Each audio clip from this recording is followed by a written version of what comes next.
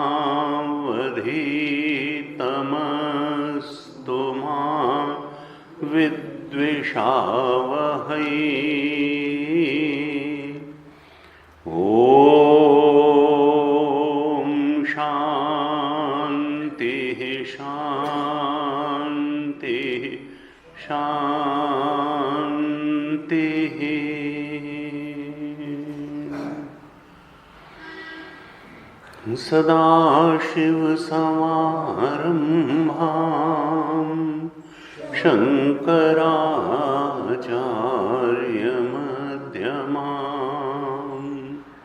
अस्मदाचार्यपर्यन्ताम्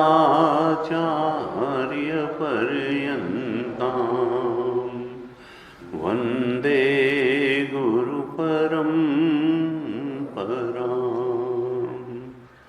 अज्ञानतिमिरान्धस्य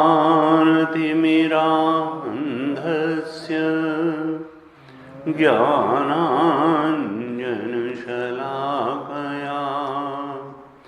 चक्षुरुन्मीलितं येन तस्मै श्रीगुरवे नमः। तस्मै गुरवे नमः।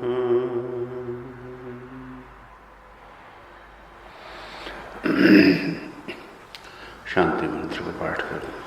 ओम भद्रं कर्णेभिः शृणुयाम देवाः।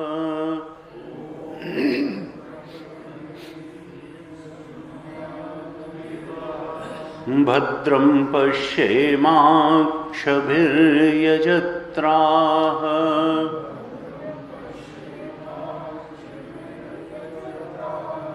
स्थिरैरङ्गैः तुष्टुवागंसस्तनूभिः।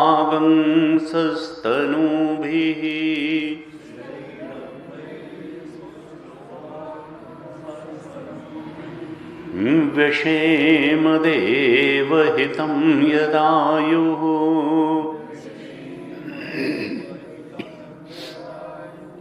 स्वस्ति न इन्द्रो वृद्धश्रवाः।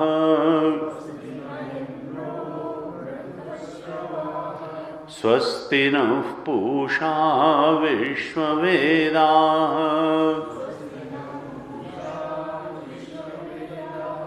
स्वस्ति नस्तार्क्ष्यो अरिष्टनेमिः।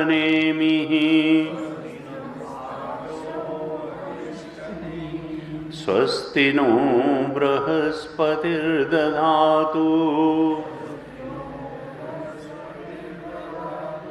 ॐ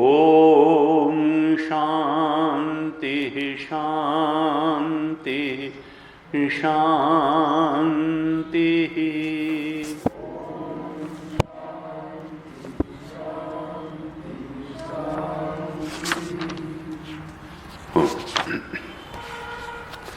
हालात शांति प्रकरण की पहली कारिका से पाठ करना।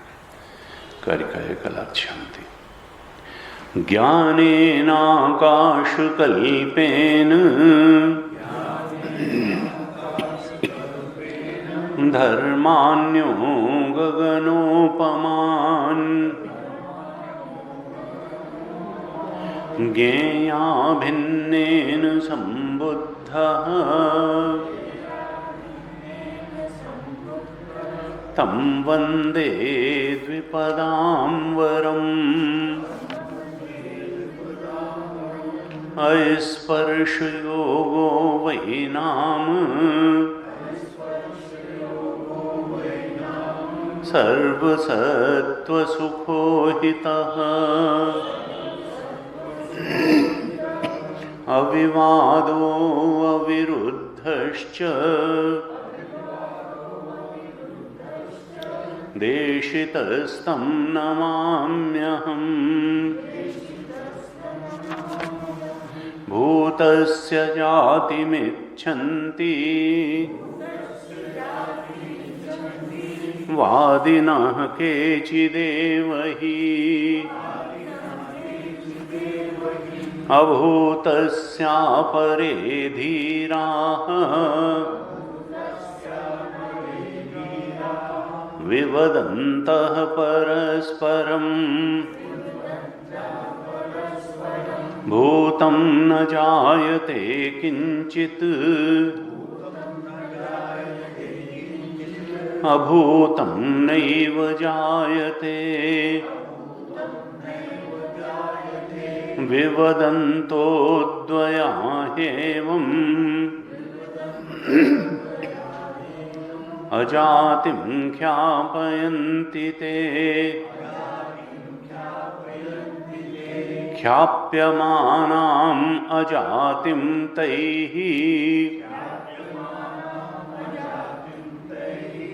अनुमोदामहे वयम् विवदामो न तैः सार्धम्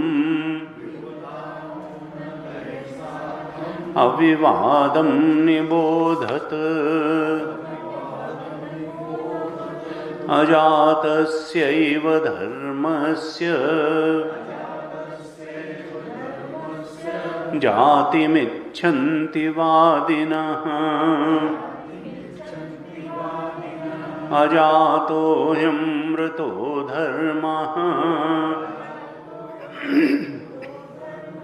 मर्त्यतां कथमेष्यति न भवत्यमृतं मर्त्यं न मर्त्यम् अमृतं तथा प्रकृतेरन्यथा भावः न कथञ्चित् भविष्यति स्वभावेनामृतो यस्य धर्मो गच्छति मर्त्यताम् कृतकेनामृतस्तस्य कथं स्थास्यति निश्चलः सांसिद्धिकी स्वाभाविकी सहजा अकृता च या प्रकृतिः सेति विज्ञेया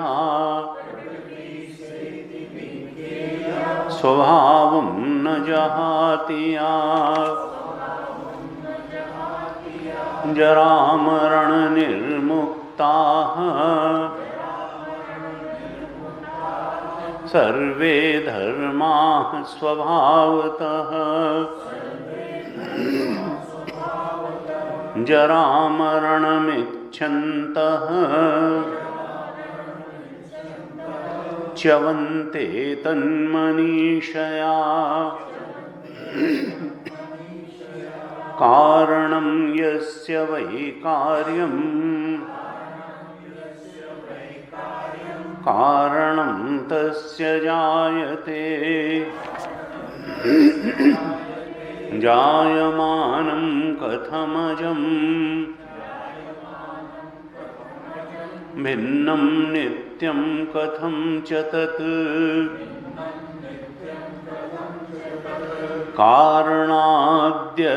कारणाद्यद्यनन्यत्वम् कारणात् यदि अनन्यत्वम् अतः कार्यम् अजं यदि जायमानाद्धि वै कार्यात् कारणं ते कथं ध्रुवम् अजाद्वै जायते यस्य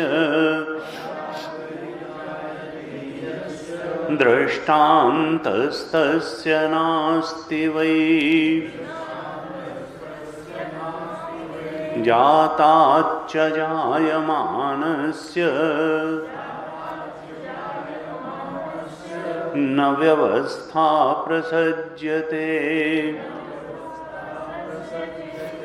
हेतोरादिः फलं येषाम् आदिर्हेतुः फलस्य च हेतोः फलस्य चानादिः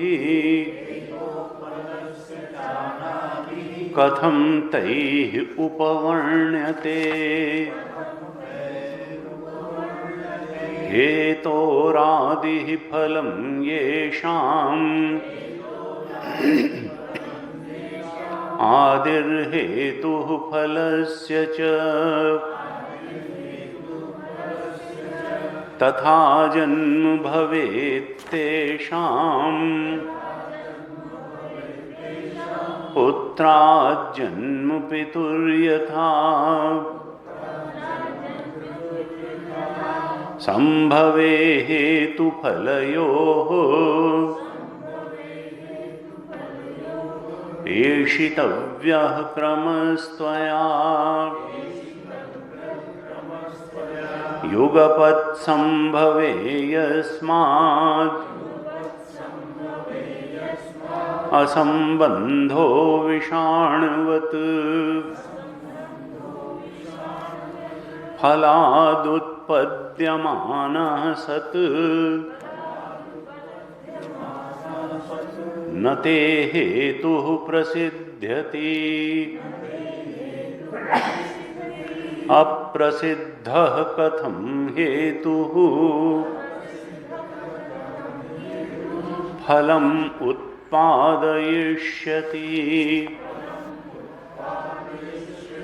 यदि हेतोः फलात् सिद्धिः फलसिद्धिश्च हेतुतः कतरत्पूर्वनिष्पन्नम् यस्य सिद्धिरपेक्षया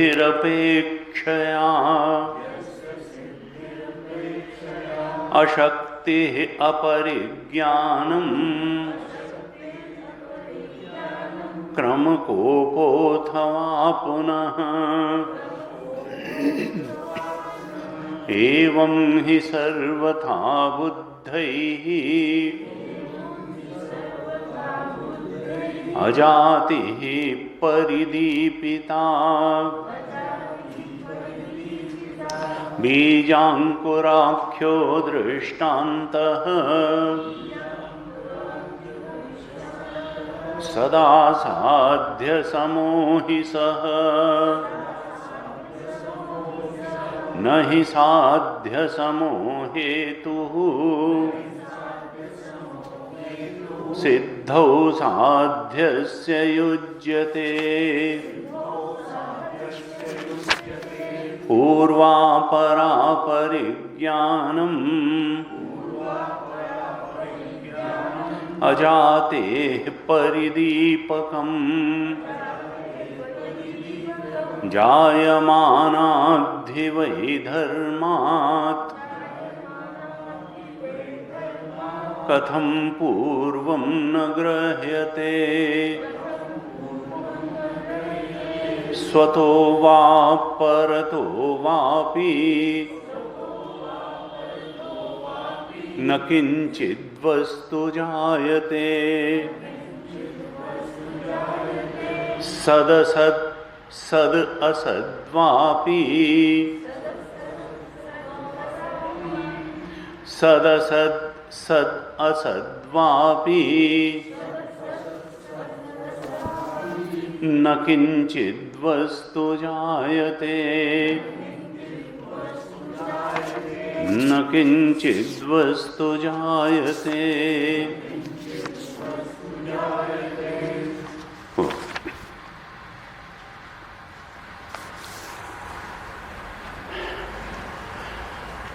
हालात शांति प्रकरण पर चर्चा करते हुए हमने 10 कारिकाओं पर अभी तक चर्चा।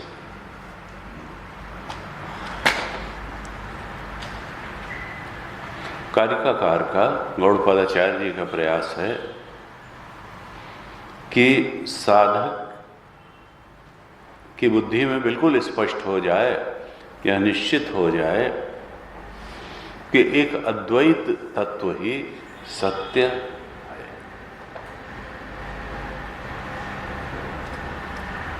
अद्वैत तत्व अगर सत्य है तो इसका मतलब है कि नानात्व मिथ्या है, अनेकता मिथ्या है, क्योंकि सत्व एक है, आत्मा है, तत्व है, ब्रह्म है। तो अद्वैत सत्य है तो फिर नानात्व मिथ्या है, तो फिर उस अद्वैत सत्य से कुछ उत्पन्न तो हुआ नहीं होगा, क्योंकि उत्पन्न होगा तो द्वैत हो जाएगा। उत्पन्न कुछ हुआ नहीं, जब उत्पन्न ही कुछ नहीं हुआ तो मरेगा क्या, फिर बढ़ेगा क्या। तो ये जो अनेक अनेक अस्ति जायते वर्धते विपरिणमते अपक्षीयते विनश्यति, इस तरीके की विक्रियाएं दिखाई देती हैं सृष्टि में, या सृष्टि ही दिखाई देती है, या जीव में ही अनेकता दिखाई देती है, अंतःकरणों में, शरीरों में अनेकता दिखाई देती है, जड़ पदार्थों में अनेकता दिखाई देती है। तो कारिकाकार यही निष्पत्ति चाहते हैं कि साधक की बुद्धि में भी स्पष्ट हो जाए कि हर प्रकार की जो अनेकता है इसके पीछे वो आत्म तत्व का एकत्व ही है। ये तो अध्यस्त है, ये प्रतीति मात्र है, आभास मात्र है, अनेकता दिखाई दे रही है, तात्विक रूप से एकता ही है। अब इसके लिए अद्वैत दर्शन की सिद्धि तो 3 प्रकरणों में हो गई। शांतम शिवम अद्वैतम चतुर्थम मन्यन्ते, आत्मा सविज्ञ। आत्मा अद्वैत है, शांत है, शिव है, कल्याणकारी है, जानने योग्य है। जागृत स्वप्न सुषुप्ति 3 अवस्थाओं के संदर्भ में ही उसको चौथा कहते हैं। वास्तव में तो वही है, 3 अवस्थाएं तो अध्यस्त है, मिथ्या हैं। वह जो चतुर्थ है, जो आत्मदेव हैं, वास्तविक सत्ता तो उन्हीं की है, अधिष्ठान वही है, वही जानने योग्य है। अब मत तो बहुत प्रचलित हैं, मान्यताएं, धारणाएं बहुत प्रचलित हैं, द्वैती भी हैं, अनात्मवादी भी हैं। बौद्ध जैन और चार्वाक ये आत्म तत्व को मानते ही नहीं। तो अनात्मवादी दर्शन भी हैं, और जो वैदिक दर्शन है, यानी जो वेद को प्रमाण मानते हैं, आत्मा को सत्य मानते हैं, उनमें भी कुछ द्वैत को सत्य मानते हैं, कुछ पूजा पाठ को ही सत्य मानते हैं, रिचुअलिस्टिक मीमांसक रिचुअल्स को ही सत्य मानते हैं। सांख्य कहते हैं प्रकृति और पुरुष दोनों बराबर सत्य है, अपने अपने दर्शन हैं। योग दर्शन भी सांख्य की फिलॉसफी ही स्वीकार करता है। न्याय और वैशेषिक दर्शन असत कार्यवादी है। न्याय और वैशेषिक, जिसमें वैशेषिक ईश्वर को मानते ही नहीं है, न्याय अपने ढंग से ईश्वर को मानते हैं।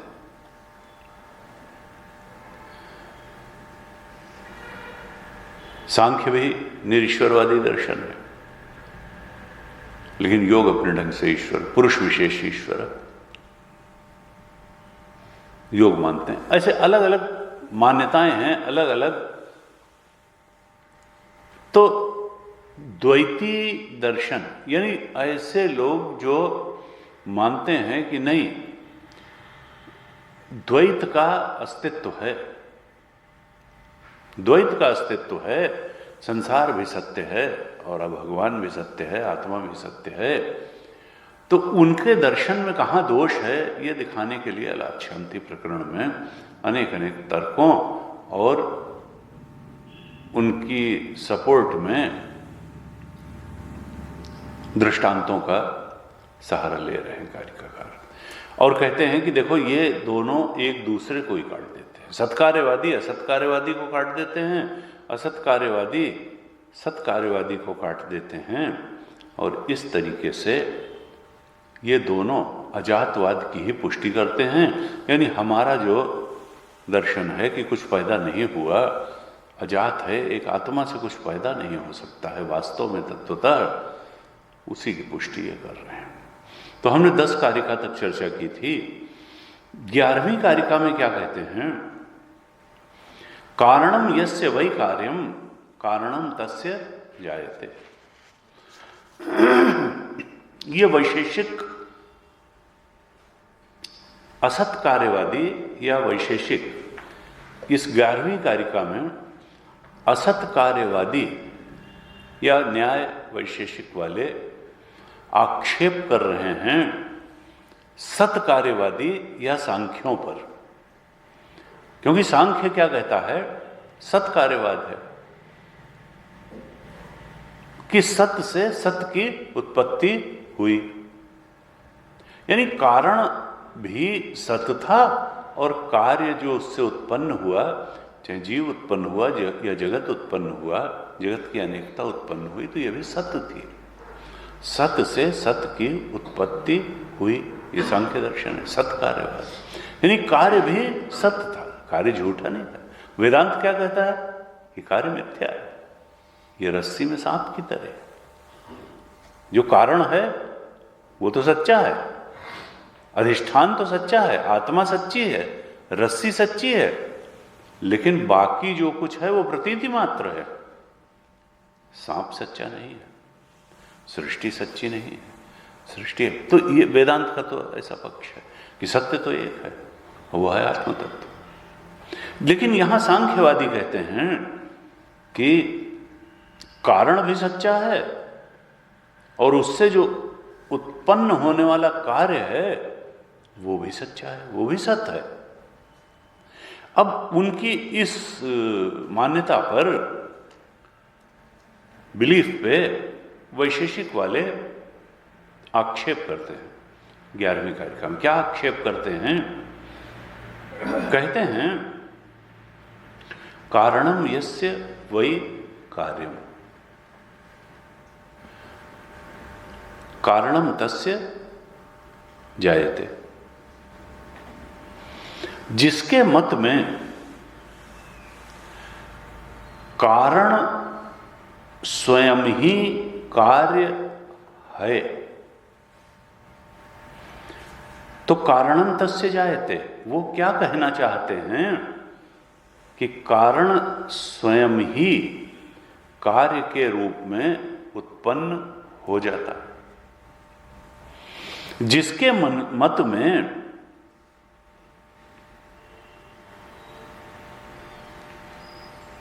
कारण स्वयं ही कार्य है, तो उसके मत में तो कारण ही कार्य। मिट्टी जो है वो अगर घड़ा बनी तो वो कहते हैं कि मिट्टी खुद ही घड़ा हो गई। कारण जो है वही कार्य के रूप में परिणत हो गया। मिट्टी की भांति जो उपादान कारण है वो खुद ही कार्य रूप में परिणत हो जाता है।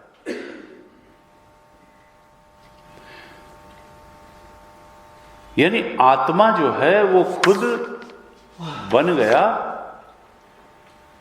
जगत। कारण खुद ही कार्य के रूप में उत्पन्न हो गया।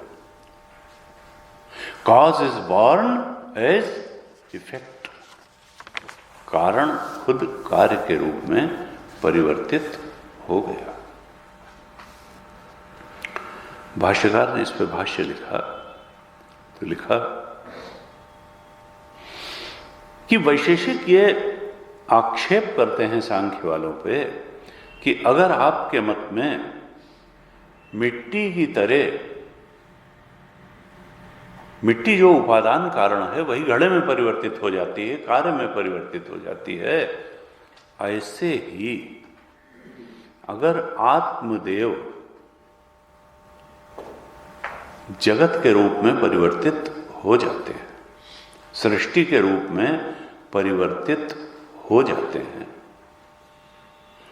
तो कहते हैं कि आपकी ये बात फिर कहीं से टिकेगी नहीं। क्यों? दो आक्षेप करते हैं फिर दूसरी लाइन में, जायमानम कथम अजम। जो जायमान है यानी किसी चीज के रूप में उत्पन्न होने वाला है, भाई वो फिर अजन्मा कैसे रह सकता है? जो जायमान कारण है ये कैसे संभव है कि कारण अजन्मा भी रहे और वो कर्म के रूप में उत्पन्न भी हो जाए?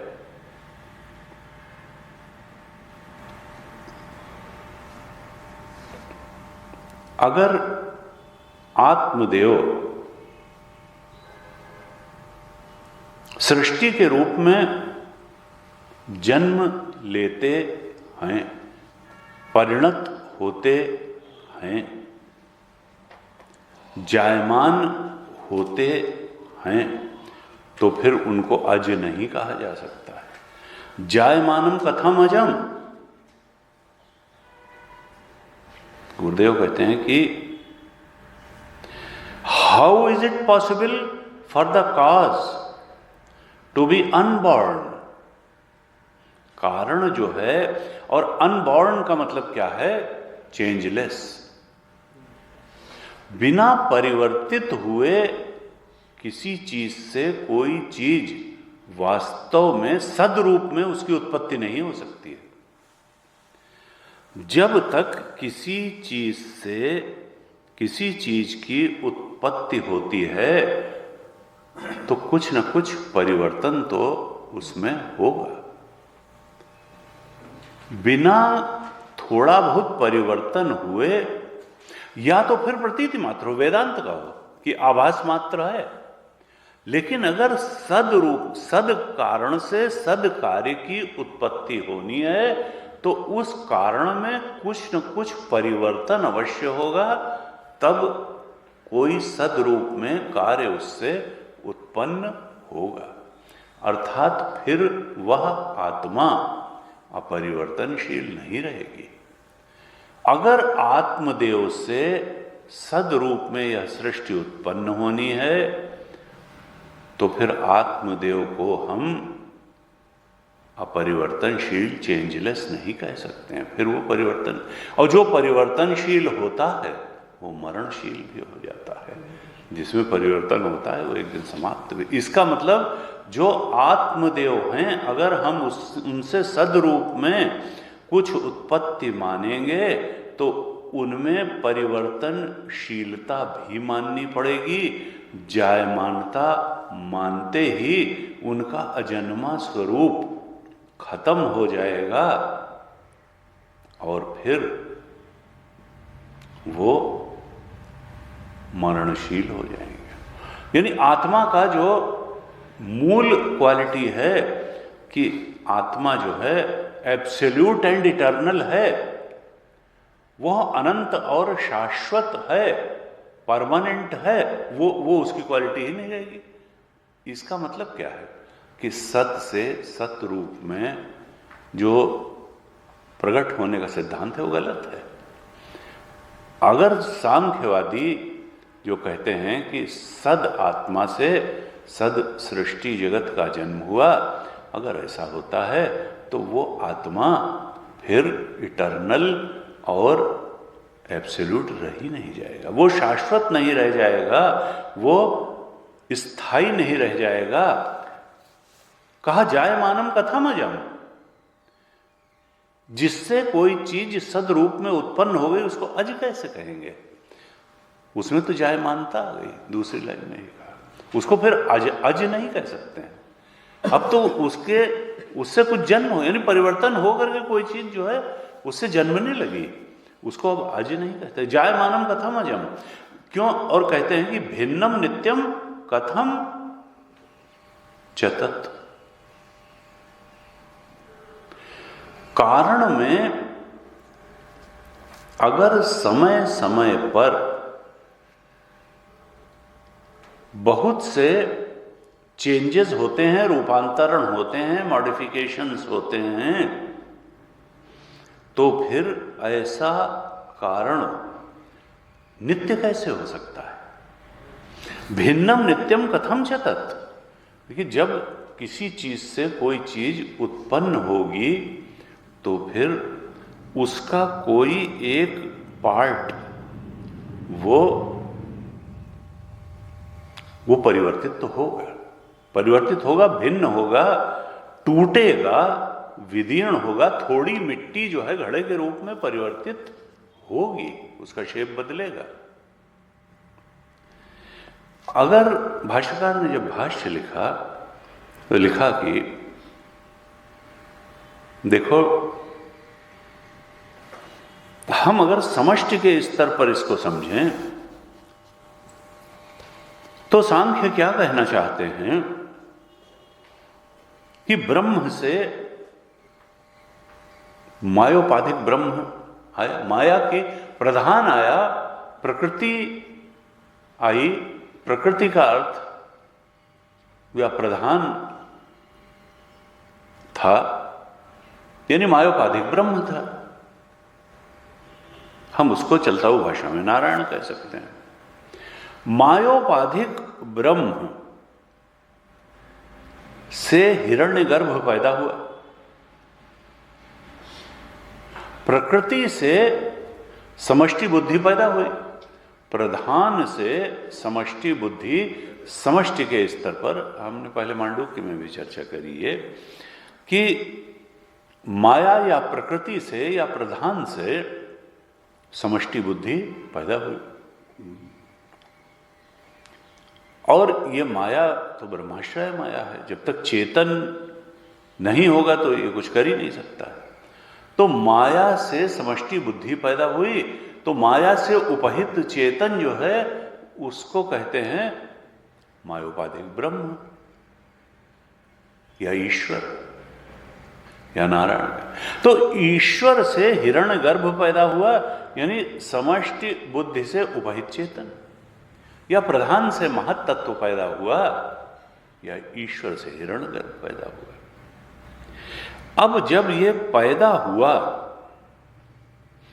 अगर महत्तत्व के रूप में ये जो प्रकृति है, प्रधान है, ये वास्तव में ही पैदा हुई।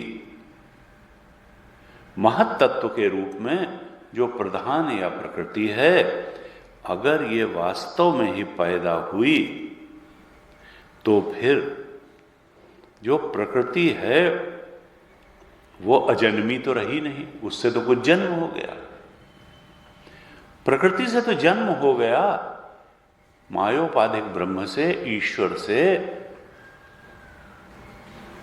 समष्टि बुद्धि से उपहित चेतन या हिरण्यगर्भ का जन्म हो गया। जब जन्म हो गया तो जन्म उससे कुछ हो भी गया और फिर कहते हैं कि वो अजन्मा भी है। तो कहते हैं ये जो है परस्पर विरुद्ध है। जायमानम कथम अजम, जो जायमान हो रहा है, परिवर्तित हो रहा है, बिना परिवर्तित हुए कैसे जन्म हो जाएगा? तो उसको अज तो नहीं कह सकते। और आत्मा तो अज है। कहा इसलिए ये कथन जो है विरुद्ध है कि उसको जायमान भी कहना और उसको अज भी कहना, ये विरुद्ध कथन है। तो एक तो ये आक्षेप किया। सांख्य में जो प्रकृति है उसको अज भी माना है और नित्य भी माना है। अब जो वैशेषिक वाले हैं ये सांख्य की इन दोनों मान्यताओं पर इस कारिका में आक्षेप कर रहे हैं कि देखो, अगर तुम प्रकृति को उत्पन्न होने वाला मानते हो कि प्रकृति से महत्तत्व उत्पन्न हुआ, तो फिर प्रकृति को अज कैसे मानते हो? प्रकृति के अजत्व पर आरोप कर रहे हैं कि उत्पन्न होती है जब प्रकृति विभिन्न चीजों में, प्रधान से महत्तत्व उत्पन्न हुआ, महत्तत्व से कल हमने चर्चा की थी अहंकार उत्पन्न हुआ, उससे सूक्ष्म तन्मात्राएं, फिर स्थूल तन्मात्रा, ऐसे सृष्टि बनी। तो अगर तुम प्रकृति को अज मानते हो तो फिर उत्पन्न कैसे फिर हुआ, उससे महत्तत्व कैसे आया? तो अज पर आक्षेप होता है। देखो विरोध कथन है, उत्पन्न होना भी मानते हो, फिर अज भी मानते हो, और फिर तुम प्रकृति को नित्य भी मानते हो, लेकिन नित्य होने पर भी तुम कहते हो कि उसमें रूपांतरण होते हैं, भिन्न हो जाती है, यानी विदीर्ण हो जाती है, उसमें तमाम मॉडिफिकेशंस हो जाते हैं, और वो भिन्नम, उन रूपांतरण होने के कारण उसमें अनेक प्रकार की सृष्टि हो जाती है। तो किसी कारण में रूपांतरण भी हो जाए, वो विदीर्ण भी हो जाए, उसमें टूट फूट भी हो जाए, भिन्नता भी हो जाए, और फिर वो शाश्वत और नित्य भी बनी रहे, ये कैसे हो सकता है? तो जो अजता है उस पर भी आक्षेप किया नित्यता के कारण, और जो अजता पर आक्षेप किया उत्पत्ति के कारण कि जायमानम कथम अजम, तुम जो प्रकृति को अपने यहां अज मानते हो, जब वो जायमान है तो अज कैसे है? और जब तुम उस प्रकृति को नित्य मानते हो तो फिर उसमें परिवर्तन कैसे होता है? नित्य तो है, तो जिसमें चेंजेस होंगे वो नित्य कैसे रहेगी? वो तो परिवर्तित होकर के बदल जाएगी। तो नित्य मानते हो तो बदलने वाली कैसे मानते हो? और अज मानते हो तो जायमान कैसे मानते हो कि नहीं पैदा भी हो गया उससे? इस तरह से कहा कि देखो तुम्हारे उसमें जो है ये विरोध है। जो अजता है वो भी ठीक नहीं कहना, क्योंकि तुम उससे उत्पत्ति मान रहे हो।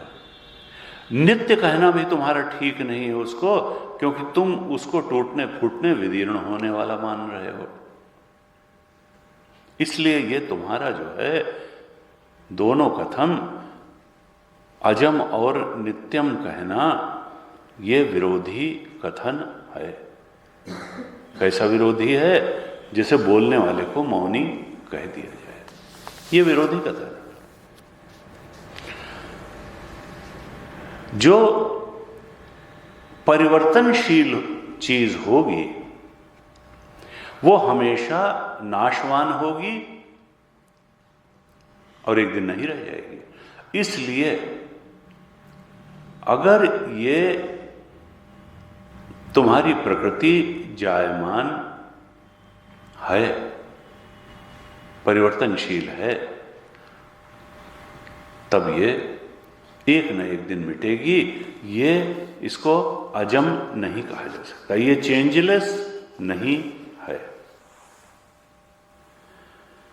कहते हैं कि देखो, एक जो ये मान्यता कई बार बनाई जाती है कि ये जगत जो है नारायण का ही रूप है, या नारायण जगत रूप है, ऐसे भी कहते।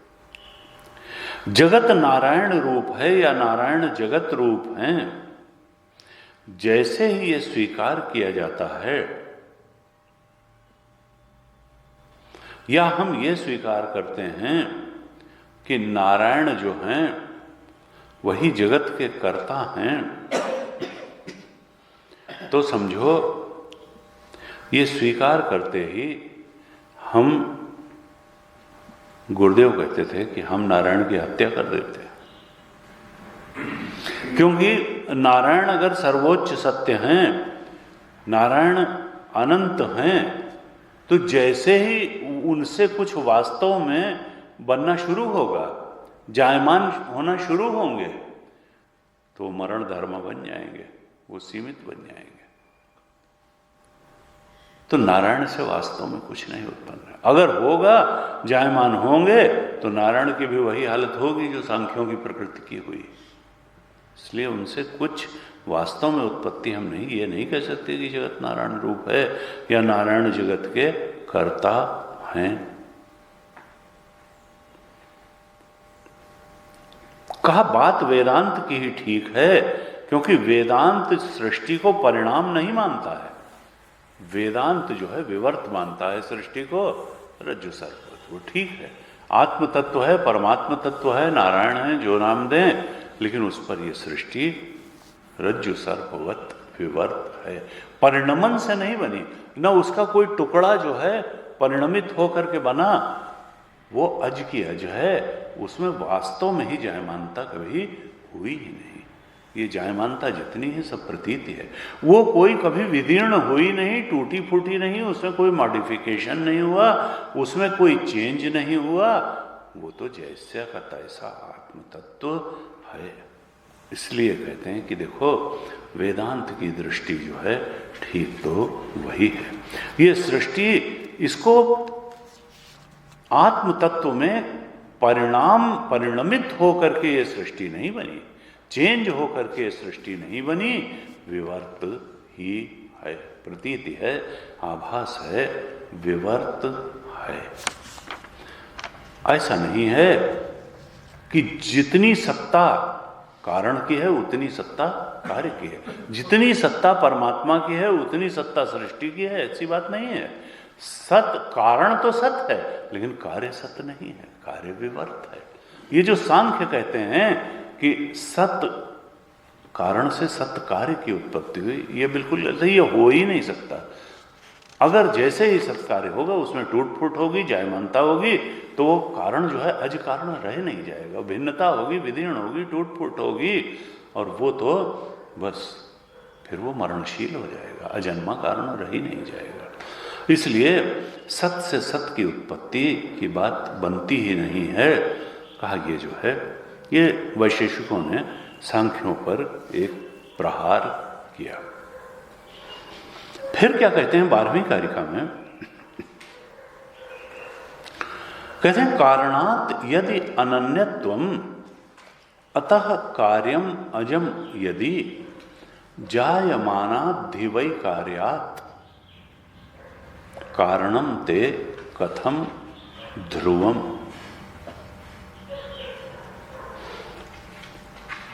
कहते हैं कि अगर आप कारण के साथ कार्य की अनन्यता बताएंगे,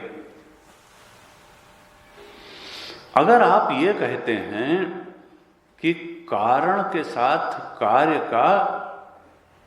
की अनन्यता है या अभेद है, यानी जैसा कारण है एकदम वैसा ही कार्य है, कार्य और कारण का अभेद है। अगर आप ऐसा कहेंगे, कारणात् यदि अनन्यत्वम अतः कार्यम अजम यदि, तो फिर आपको क्या मानना पड़ेगा? देखिए वही है, अगर आप कारण को भी सत्य मानेंगे और कार्य को भी सत्य मानेंगे, यानी जैसा कारण है वैसा ही कार्य है। ये सृष्टि भी उतनी ही सत्य है जितनी आत्मा सत्य है। दोनों को ये सृष्टि कार्य है और वो आत्मदेव कारण है।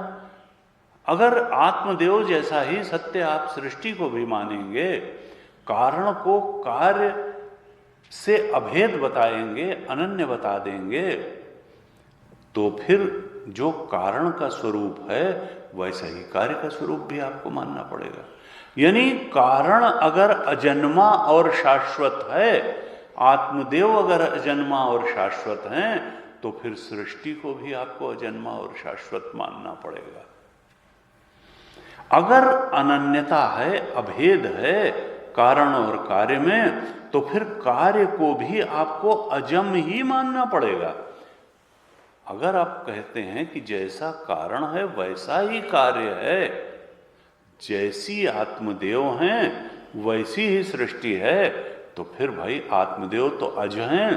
तो अगर दोनों में आइडेंटिटी है, दोनों आइडेंटिकल हैं, एक जैसे हैं, अनन्यता है, अभेद है, तो फिर कारण अगर अज है तो कार्य को भी अज मानना पड़ेगा। कार्य को भी अजन्मा मानना पड़ेगा, कार्य को भी शाश्वत मानना पड़ेगा।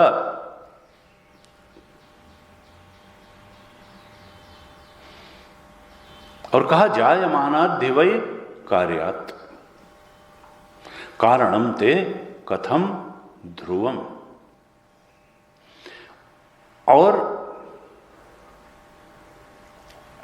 अगर ऐसा करेंगे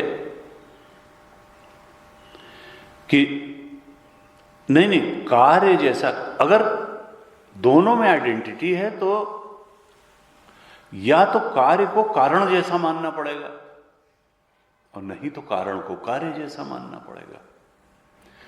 अगर हम कार्य को कारण जैसा मानते हैं तो कार्य को भी अज और शाश्वत मानना पड़ेगा, अजन्मा और शाश्वत मानना पड़ेगा।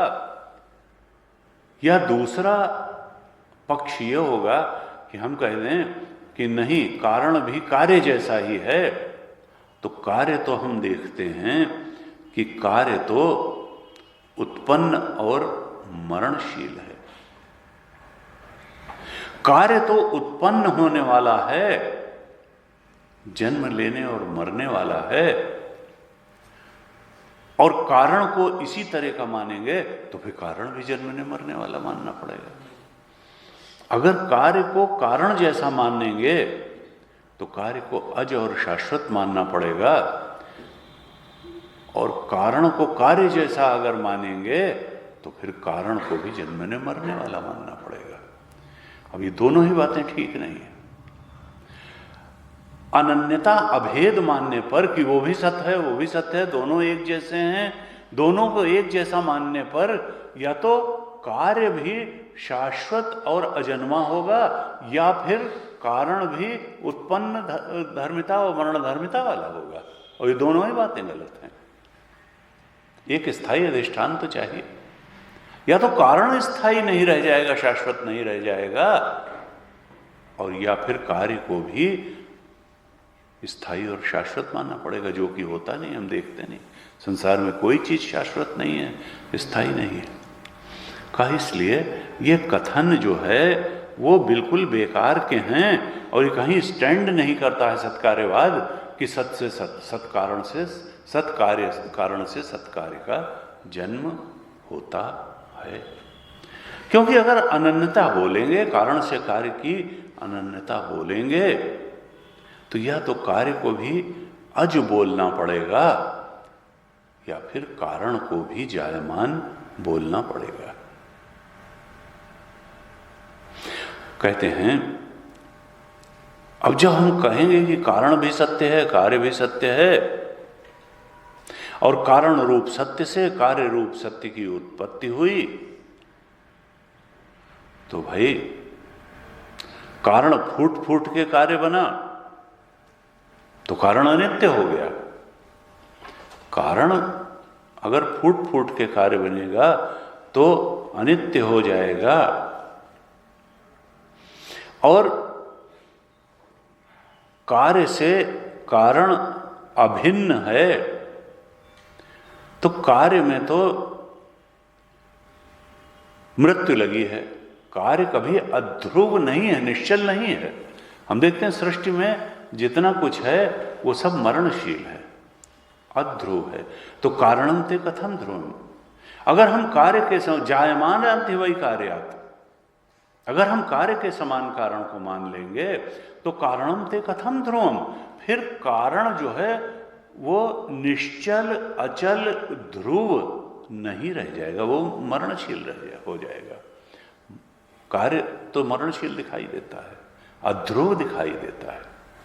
तो कहा देखो ये कारण और कार्य में अनन्यता और अभेद बताना ये कहीं से ठहरता नहीं है कि कारण भी सत्य है और उससे सत्य कार्य की उत्पत्ति हुई। आत्मा भी सत्य था और सृष्टि भी सत्य है। नहीं तो हमको सृष्टि को भी, या तो सृष्टि को भी हमको शाश्वत और अजन्मा मानना पड़ेगा, और नहीं तो आत्मा को भी हमको मरणशील मानना पड़ेगा, अध्रुव मानना पड़ेगा। दोनों बातें नहीं हो सकती हैं। इसलिए ये थ्योरी क्या है? ये थ्योरी गलत है। वेदांती कहते हैं कि नहीं, देखो बात यह है कि कारण तो सत्य है और कार्य मिथ्या है।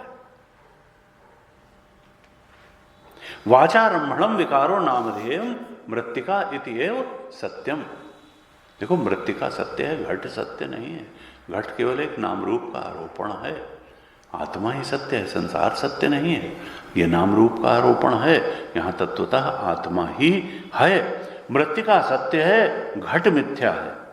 वेदांती कहता है कि ये जो कार्य कारण भाव है यही सच्चा नहीं है, ये माइक है। कार्य कारण भाव कहीं टिकता विकता नहीं है। अगर एक जादूगर अपने आप को हाथी के रूप में दिखा दे, इसका मतलब यह नहीं है कि वो हाथी हो गया है, वो खाली हाथी के रूप में दिख रहा है। वो हाथी जो दिख रहा है वो जादूगर से भिन्न नहीं है, अलग नहीं है कुछ। जादूगर कुछ टूट के, कुछ मॉडिफिकेशन करके, कुछ बदल के हाथी नहीं बना है। वो जादूगर जैसा का तैसा है, खाली वो हाथी के रूप में उसकी प्रतीति हो रही है। तो कहता भाई देखो विवर्त है, माइक है, स्वप्नवत है सृष्टि, माइक है, विवर्त है। एक है अधिष्ठान, एक है अध्यस्त। अधिष्ठान सत्य है, सृष्टि अध्यस्त है, आत्मा अधिष्ठान है।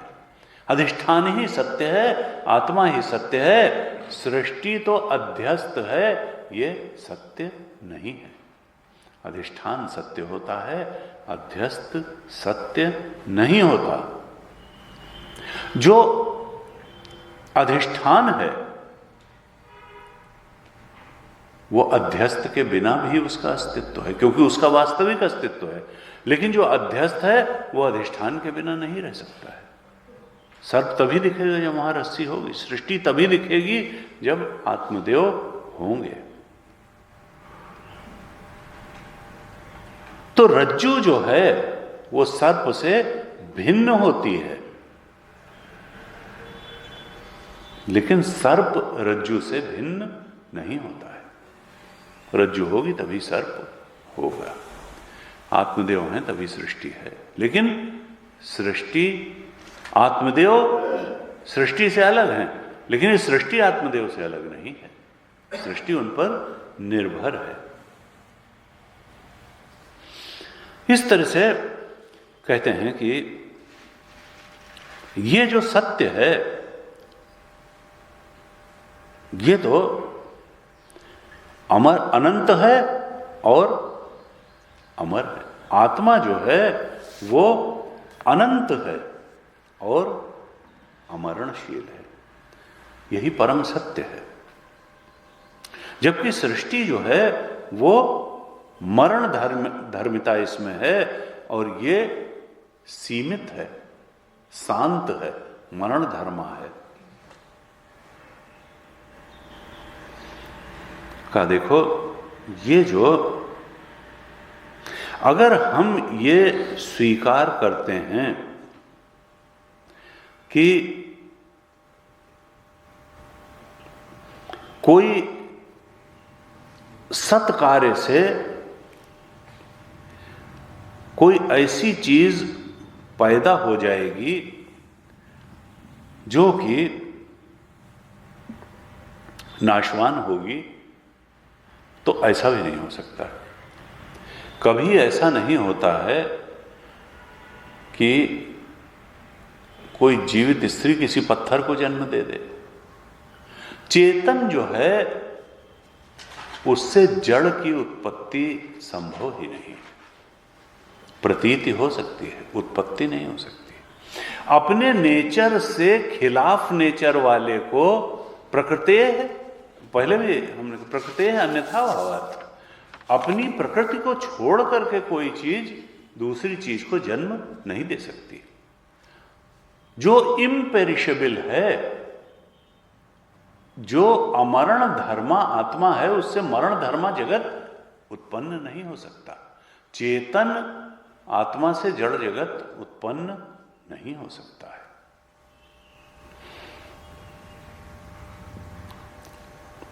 शंकराचार्य जी भी कहते हैं और गुरुदेव ने भी लिखा कि भाई जो द्वैती हैं वो अंत में इसको सत्य सिद्ध करने के लिए एक अंतिम तर्क ये दे सकते हैं, जो वो देते भी हैं, कि नहीं, वो तो परमात्मा की अनंत शक्तियां हैं और वो अपनी उस शक्ति से अपने स्वरूप में स्थित रहते हुए भी इस जगत की विचित्रताओं को जन्म दे देते हैं और फिर अपनी शक्तियों के कारण अपनी महिमा में ही स्थित रहते हैं और ये जगत को जन्म दे देते हैं। उनकी ग्लोरी ऐसी है, इटर्नल ग्लोरी ऐसी है, उनकी महिमा ऐसी है कि वो अपने महिमा में स्थित हैं, अपने शुद्ध नित्य शुद्ध बुद्ध चेतन स्वरूप में स्थित रहते हुए ही इस जड़ जगत को, मरणशील जगत को अपनी शक्तियों से जन्म दे देते हैं, चलाते रहते हैं, मिटाते भी रहते हैं और अपनी महिमा में स्थित होते रहते हैं।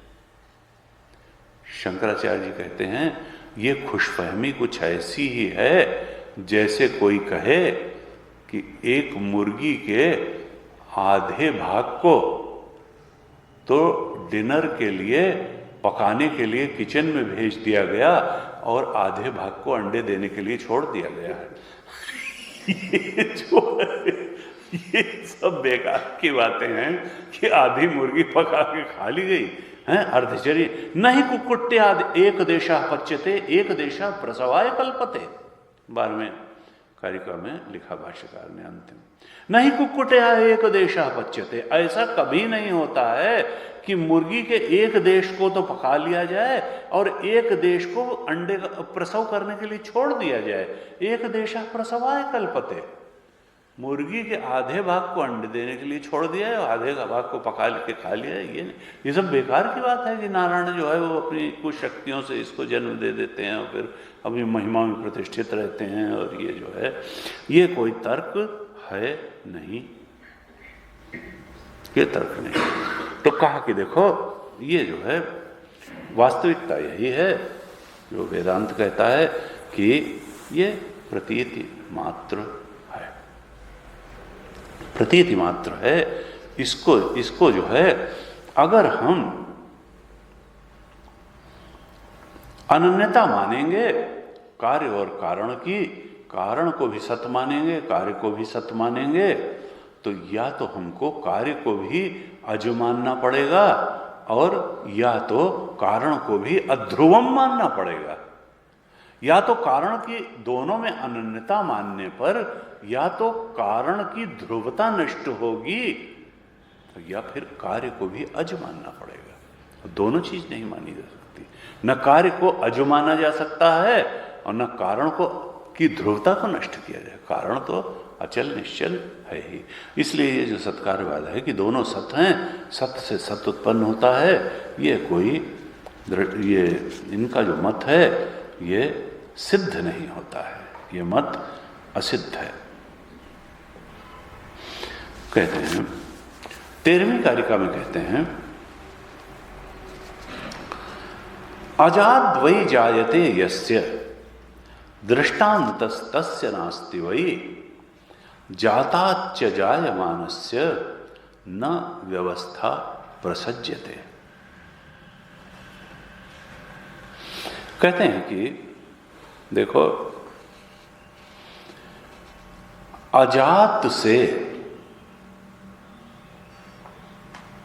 अजन्मा कारण से कार्य का जन्म होता है। अजात वै जायते यस्य,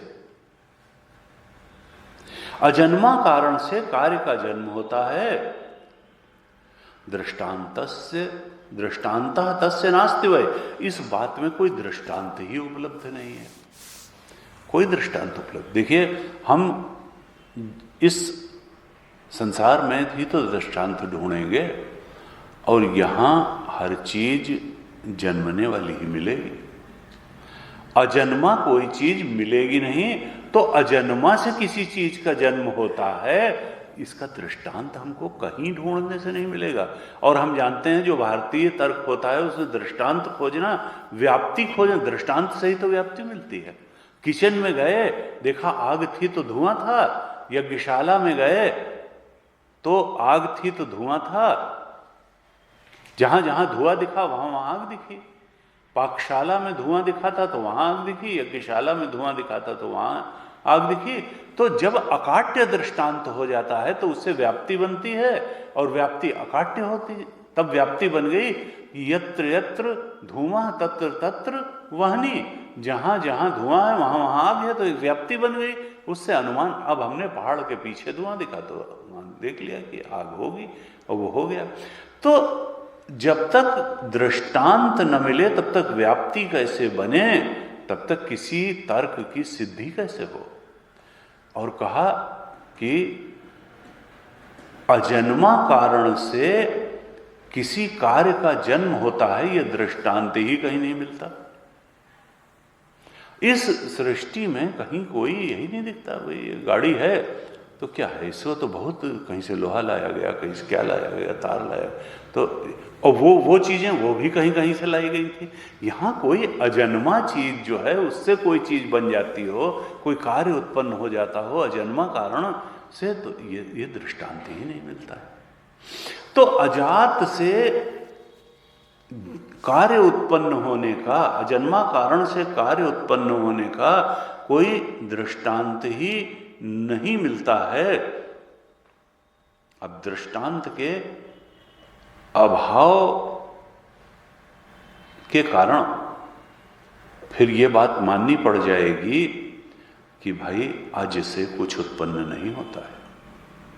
अगर दृष्टांत नहीं ढूंढ पा रहे हो, तुम इस बात की सिद्धि नहीं कर पा रहे हो कि अजन्मा कारण से कुछ जन्म होता है, जब तुम दृष्टांत नहीं ढूंढ पाए माने इस बात की सिद्धि तुम नहीं कर पा रहे हो, व्याप्ति ही नहीं ढूंढ पा रहे हो कि अजात से कोई कार्य जन्म जात होता है,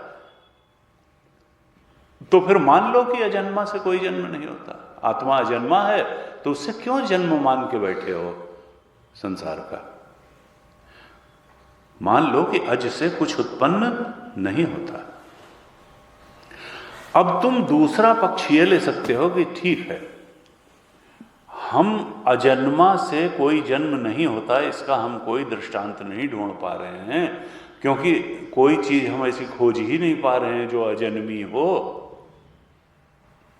तो हम यही मान लेते हैं कि देखो जन्म लेने वाले से ही कार्य का जन्म होता है, जन्म लेने वाले से ही कार्य का जन्म होता है। तो उन्होंने कहा अगर तुम ये मानोगे कि जाताच्च जायमानस्य अजात वै जायते यस्य दृष्टान्तः तस्य नास्ति वै, अजात से अजन्मा कारण से कार्य का जन्म होता है, इस बात के समर्थन में कोई दृष्टांत उपलब्ध नहीं है। ये बात चलो तुमने मान ली तो फिर तुमने ये पक्ष पकड़ा कि जाताच्च जायमानस्य, कि अच्छा अगर हम यही मान लें कि जन्म कारण भी जन्म लेता है और उससे कार्य भी जन्म लेता है, जाताच्च जायमानस्य, ठीक है, हम मानते हैं कि कारण भी ने भी जन्म लिया और कार्य भी जन्म लेता है। ये जो कार्य है वो जन्म लेने वाले कारण से कार्य ने जन्म लिया। तो कहा न व्यवस्था प्रसज्यते, तो इसमें तो कोई एब्सोल्यूट और इटर्नल तत्व अंत में बचेगा ही नहीं, क्योंकि इस कार्य का जो कारण है वो भी कार्य है, फिर उसका जो कारण है वो भी कार्य है, उसका जो कारण है वो भी कार्य है, तो अनवस्था दोष आ जाएगा। कहीं कोई एक फाइनल और पक्की इटर्नल और एब्सोल्यूट तत्व को तुम पकड़ ही नहीं पाओगे, अनवस्था दोष हो जाएगा। हर कार्य का कोई कारण होगा, वो फिर कार्य होगा, फिर उसका कोई वो भी कार्य होगा, अनवस्था दोष हो जाएगा। कोई फाइनल सत्य आत्मतत्व जैसी चीज तुम खोज ही नहीं पाओगे, किसी अंतिम तत्व का निर्णय ही नहीं हो सकेगा, कोई स्थायी कारण मिलेगा ही नहीं। इसको कहते हैं शास्त्रीय भाषा में अनवस्था दोष, न व्यवस्था प्रसज्यते। का देखो अज वस्तु से किसी का जन्म होता हो, यह बात तो दृष्टांत के अभाव में सिद्ध ही नहीं हो पाती। अजात्वई जायते, इस बात में कोई दृष्टांत ही नहीं है कि अजन्मा कारण से कार्य उत्पन्न होता हो।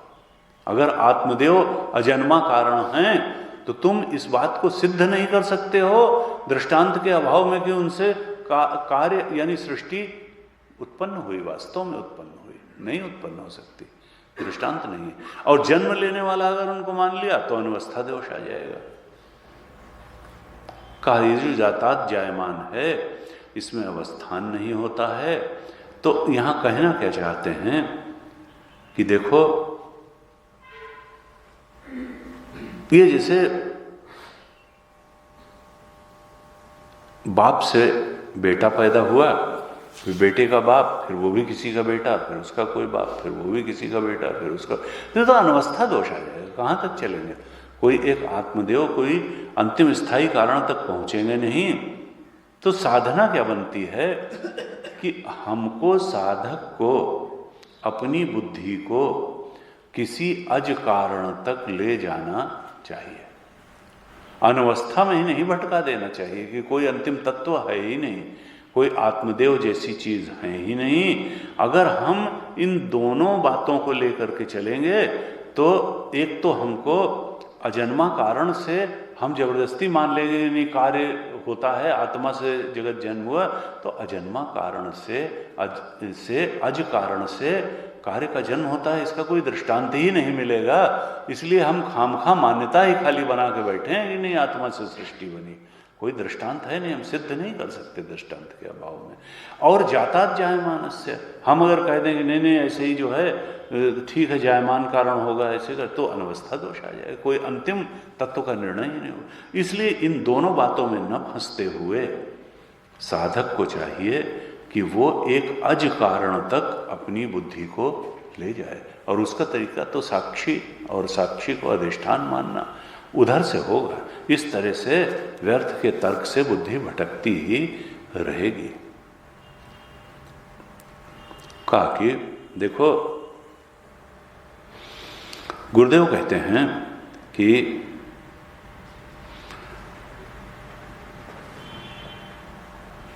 बात कहां पे आके टिकेगी कि एक एब्सोल्यूट और इटर्नल रियलिटी जो है, जो आत्मा है, वही कारण है और फिर उसका कोई कारण नहीं है, वो अनकाज्ड काज है। ये अनवस्था दोष वहां नहीं है, वो अनकाज्ड काज है और वो एब्सोल्यूट और इटर्नल रियलिटी है और वो ओनली रियलिटी है। ये हमको एक्सेप्ट ही करना पड़ेगा और इसको एक्सेप्ट करने के बाद ही फिर अगर हम यहां तक पहुंच जाते हैं और उस एब्सोल्यूट और इटर्नल रियलिटी को कंसीव कर पाते हैं, एक्सेप्ट कर पाते हैं, जो अनकॉज्ड कॉज है, तो फिर कोई तरीका नहीं है कि हम इस बात को सिद्ध कर सकें कि उससे यह अनेकता भरा संसार, मल्टीपल वर्ल्ड पैदा होता है। पैदा ही नहीं हो सकता है उससे ये multiple world. Thereafter we cannot accept a multiple world that has been caused from that supreme reality. एक बार अगर हम अनकाज्ड कॉज को, एब्सोल्यूट इटर्नल रियलिटी को एक्सेप्ट कर लें, स्वीकार कर लें, फिर कोई चारा नहीं है ये बात सिद्ध करने का या स्वीकार करने का कि उससे ये अनेकता से भरा हुआ संसार किसी तरह से भी जन्म ले सकता है। उस सुप्रीम रियलिटी से जन्म ही नहीं ले सकता। ये प्रतीति मात्र है, आभास मात्र है, ये सच्चा नहीं है। सच्चे तो आत्मदेव ही हैं, वो सुप्रीम रियलिटी ही सच्ची है, ऐसे बताया। यहां ये 13वीं कारिका में ये बात बताई कि भाई दृष्टांत के अभाव में जो अजन्मा कारण है उससे कार्य का जन्म होना स्वीकार नहीं किया जा सकता, और अगर हम जन्म लेने वाले कारण से ही कार्य को मानेंगे तो अनवस्था दोष आ जाएगा, फिर एक अंतिम तत्व का निर्णय नहीं हो पाएगा।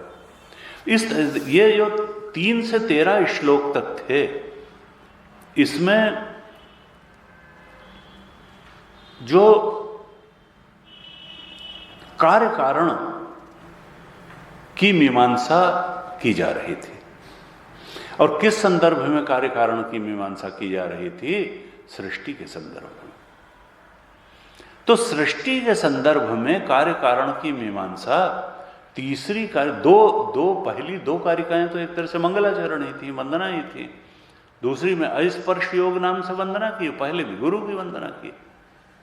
और 3 से 13 कारिका तक अब कार्य कारण भाव की मीमांसा करी, और वो भी सृष्टि के संदर्भ में करी कि सृष्टि का क्या है, सत है, असत है, विवर्त है, क्या है। अपनी बात को सिद्ध किया और सत्कार्यवाद, असत्कार्यवाद सब के दोषों को दिखाया कि भाई उस एब्सोल्यूट सुप्रीम रियलिटी से ये सृष्टि पैदा हो ही नहीं सकती है। तो सृष्टि के संदर्भ में जो कार्य कारण भाव की मीमांसा थी वो 3 से 13 कारिका तक पूरी हो गई। अब अगला प्रकरण चलता है 14 कारिका से लेकर 22 कारिका तक। यहां पर क्या है, यहां जो मीमांसा है यह भी कार्य कारण भाव की मीमांसा है, लेकिन यह सृष्टि के संदर्भ में नहीं है, यह जीव के संदर्भ में है। अब ये 14 से 22 कारिका तक, 9 कारिकाओं में 14 से 22 कारिका तक कार्य कारण भाव की ही, कार्य कारण संबंध की ही मीमांसा करने वाले हैं गौड़पादाचार्य जी। लेकिन ये मीमांसा अब सृष्टि के संदर्भ में नहीं होगी, अब जीव के संदर्भ में होगी। जीव के संदर्भ में कार्य कारणों की मीमांसा करेंगे 14 से। तो 14वें श्लोक में क्या कहते हैं? हेतु और आदि फलम येषाम आदिर हेतु फलस्य च, हेतु फलस्य च अनादि कथम तैः उपवर्ण्यते। हेतु और आदि फलम येषाम। देखिए यहां 2 शब्द आए 14वीं कारिका में, एक है हेतु और एक है फल। यहां हेतु शब्द का अर्थ है कर्म, धर्म अधर्म रूप कर्म। हेतु हेतु हेतु शब्द का अर्थ क्या है? धर्म अधर्म रूप कर्म। और फल शब्द का अर्थ क्या है? फल शब्द का अर्थ है ये शरीर।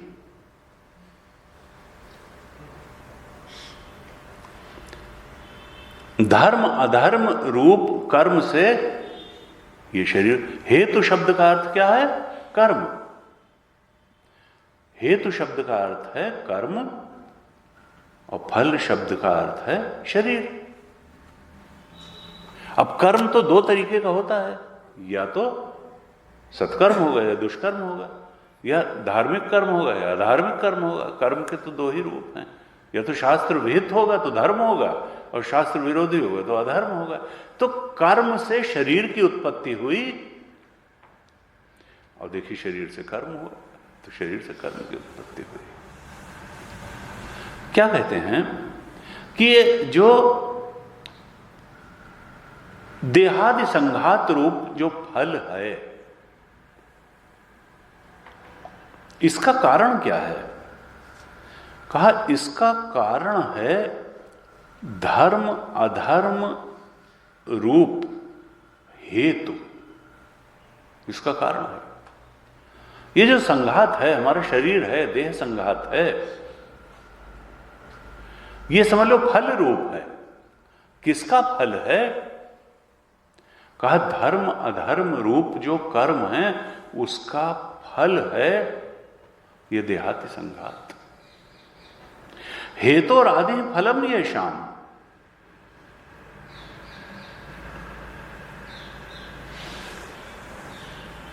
आदि का क्या मतलब है? कारण। आदि का मतलब यहां पर क्या है? कारण। हेतु आदि।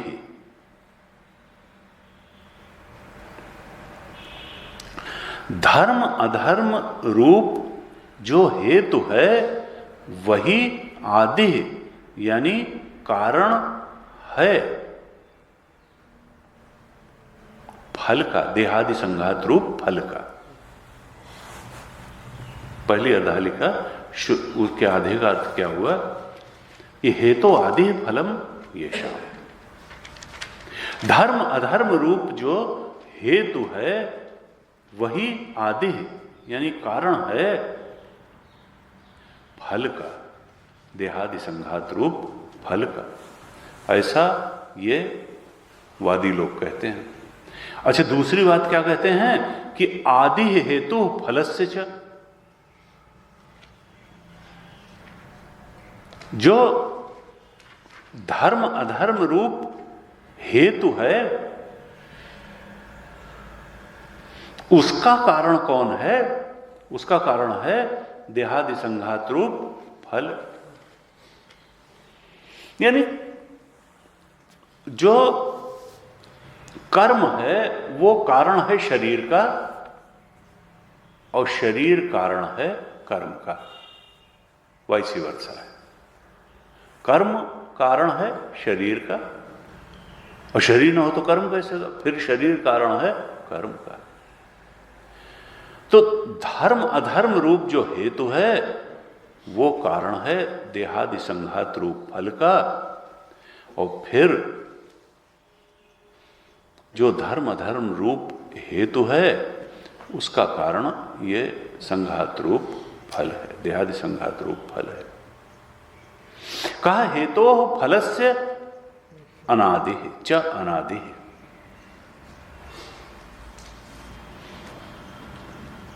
अनादि कथम तैः उपवर्ण्यते। तो इसमें क्या है कि दोनों एक दूसरे का कारण हो गए। इसमें कर्म का कारण हो गया शरीर और शरीर का कारण हो गया कर्म। तो दोनों तो कारण सहित हो गए। बिना कारण के कोई बचा ही नहीं। कोई नहीं कह सकते हैं जो अंतिम कारण हो। मुर्गी पहले कि अंडा पहले, कर्म पहले कि शरीर पहले। कर्म कारण है शरीर का, शरीर कारण है कर्म का। तो कोई बिना कारण के बचा ही नहीं। आत्मा तो स्वयं से, कोई ऐसा बचा ही नहीं जो स्वयं प्रकाश हो, स्वयं सिद्ध हो, जिसका कोई कारण ना हो, जो अकारण हो। ऐसा तो कोई बचा ही नहीं।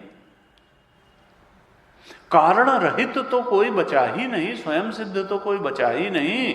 कारण रहित कोई तत्व सत्ता हो, ऐसा तो बचा ही नहीं।